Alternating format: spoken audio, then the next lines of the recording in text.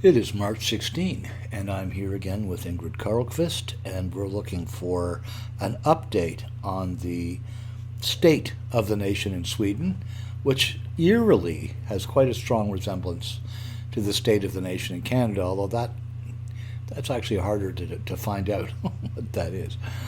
Before we start, obviously there's a lot to discuss, how you're coping with the pandemic and so on. But I just wanted to ask a couple of quick questions about Jimmy Åkesson, who's the leader of the Sweden Democrats. And he went to the Turkish side of the Turkish-Greek border to hand out flyers saying that Sweden is full Yes, he and did. please not migrate there, for which he's Yeah. taking flack, according to the media, from both left and right parties. For people who don't know, what is the political landscape in terms of parties in Sweden? Are the Sweden Democrats a conservative party, and what right-wing parties would? Who's? What about the Ekaroths? What parties are they with? And I mean, can you just give me a brief Yeah. rundown? The Ekeroth brothers, they used to be in the Sweden Democrat Party, but they both left.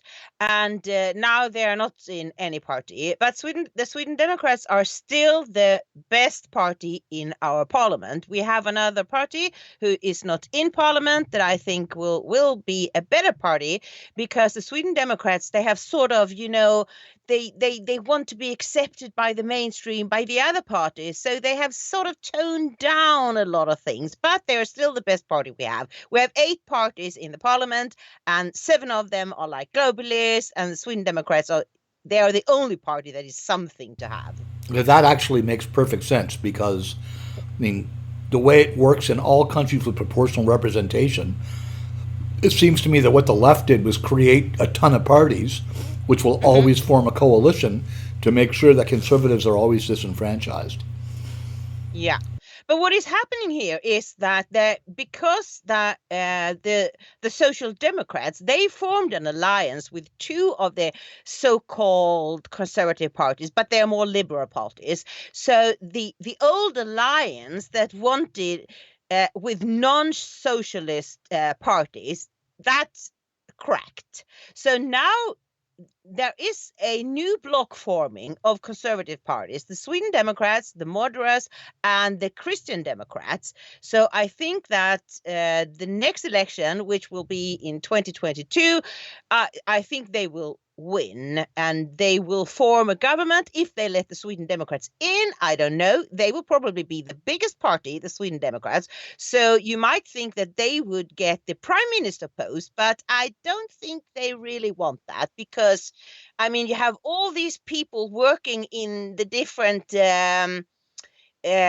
what's it called? The different departments of justice, and foreign service and everything. The deep They state. will The deep state, yeah, they will work against a Swedish Democrat prime minister. So I think that they realize that the best thing for them to do is to maybe just support the government with the moderates and the Christian Democrats, but they will have a lot of influence on their politics.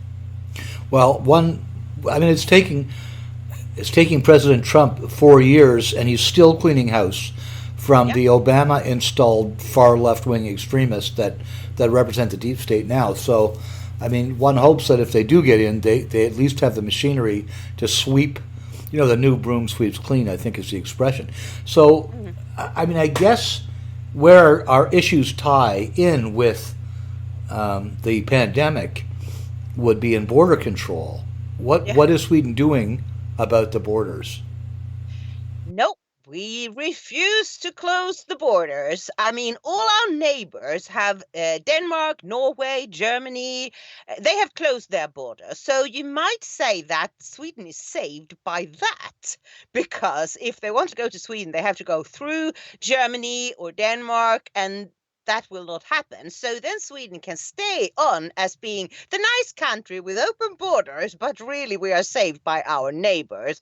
And it's so stupid. Sweden has been so late to this question about the virus. We have a person who is sort of boss of the sort of the Swedish CDC, And he has been wrong in everything he has said. For example, he said that the virus would never spread to Sweden. So we didn't have to stop any planes from China because it would never spread here. And then he told all the Swedes that go to the Alps in Italy to ski, like a few weeks ago, there was this school holiday. A lot of Swedes, especially from Stockholm, they go there to ski. He said, no problem, no problem. There is just a little tiny outbreak in Italy, so don't worry about that. And those people were the ones that brought the disease back to Sweden. And he has been wrong in everything he has said, and he still got his job because I guess he is a party member of the Social Democrats who are running this country. That's my guess. Okay, so what might be an interesting journalistic exercise in Sweden would be to go spend a couple of days at the airport and watch who's getting off the aircraft, because I've heard rumors from, I think Mirabel, was it Mirabel or the other main airport in Montreal, that people are just being flown in from the third world, plane load after plane load of people that are getting off the plane with furniture. So it's not it's not like they're here to visit from Somalia for a week's holiday. And these people are here to stay. So when you say that the border of Germany and so on is closed, that would presuppose that they're not just being flown in. So it'd be worth going to the airport and look at it. Yeah, absolutely. They are being flown in, because we see that we still have like 500 new asylum seekers per day. So, I mean, of course, you can't stop them from flying in. And that's the problem with open borders. Well, I know that in Canada, we have a famous road called Roxham Road, which is between New York State and Quebec, the province of Quebec near Montreal. And the RCMP have been turned into bellboys, and they receive illegals. They fly in from all over the world to an airport in somewhere in northern New York, and then they just take a cab to the border and walk across. And the RCMP literally you can see Rebel News footage. I mean, this has been going on for years and years, but there's Rebel News footage from a couple of days ago where you see the RCMP are still toting their bags for them. And oh my God. There's no checking, no screening, no checking for what I call the Chi-Com flu or the Wuhan flu. I refuse to use the enemy language of Corona-19. If we're still calling it the Spanish flu when in fact it was really from China, then we can call this one Wuhan or Chi-Com flu. But in any case, in Canada it's the same thing. We are shutting down schools. Rumors are in Alberta they're shutting schools till September. There is a tremendous, there's announcements coming today, but there is massive shutdowns of all kinds of institutions, yet the borders are remaining open. It makes you wonder if there isn't another agenda at work. Yeah, absolutely. But we are not shutting anything down in Sweden.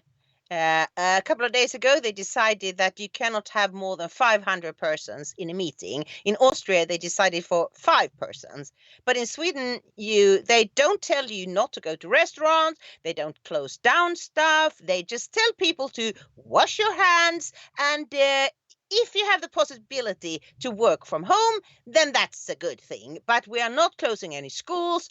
And I think maybe I do understand the thing about the schools. It's the same in UK, because they know that the peak will not come until like 10 or 14 weeks from now.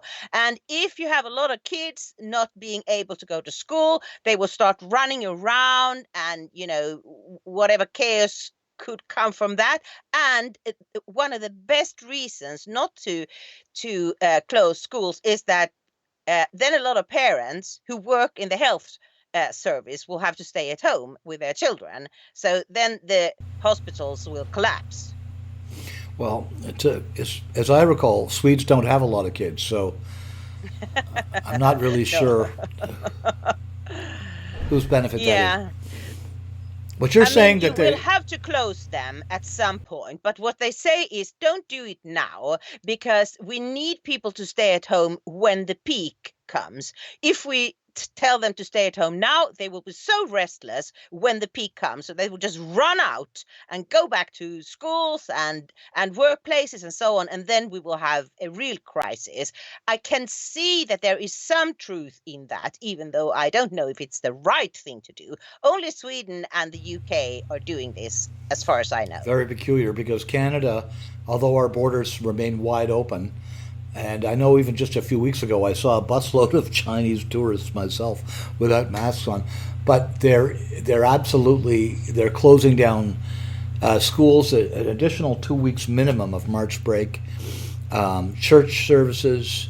It's all being shut down in Canada and very quickly. And again, there is an announcement coming today from our prime minister who's in hiding somewhere, which is the only sensible thing I think that guy's done since he took office in 2016. I guess it's hard to talk about any news that isn't Chi-Com flu related. But has there been any more developments in terms of the grotesque abuse of locals, of actual Swedish people and teenagers by Islamic gangs? Well, I'm sure, but the newspapers are just covering the Wuhan flu right now. So we don't see, but there are still some bombings, and some people getting killed. And there was a creepy story today in one of the alternative media outlets about people. First, the police came to some place, and then the ambulance, and then people in, all this like space kind of clothes. Hazmat suits, yeah. Probably someone died at home, maybe from coronavirus, but the police refused to tell people what happened. And it's so crazy because we have all these pictures because the neighbors saw it. And of course, they took pictures of it, but the police just refused to say what it was. So I think we will see a lot more of these things in the coming weeks and months. 1984 was supposed to be a cautionary tale. It was not supposed to be an instruction manual. What can I say, Ingrid? Thank you so much. You're always a beacon of light and valuable information in Sweden, which is increasingly becoming a totalitarian state. And I think it's been actually heading that way, frankly, since the 1950s. But I have to tell you something really draconian happened in Denmark last week. The government, the parliament decided about new laws that will give the government a possibility to force people to vaccinate the day that there is a vaccination for the coronavirus. So they are even more draconian, more totalitarian at this date than Sweden are. That's unacceptable. People must protest that. Yeah. That's absolutely unacceptable. No, sorry. That supersedes that you cannot give up every basic control of yourself and your body. It's funny how the exact same people that would support that bill would say that abortion's perfectly okay. Oh yes. My body, my choice, right? Yeah, I guess not. No, not in this case. And all there was one party in the Danish parliament who said no, and that was a party from the far left. Right. Well, that's interesting. That's interesting. I will send that to you. Thank you. Thank you very much again. Let's talk again in a week or so as things develop. Okay. Bye-bye. And we're back with a quick supplemental interview with Ingrid Carlqvist on March the 18th. And because so much has happened since the couple of days we've spoken now.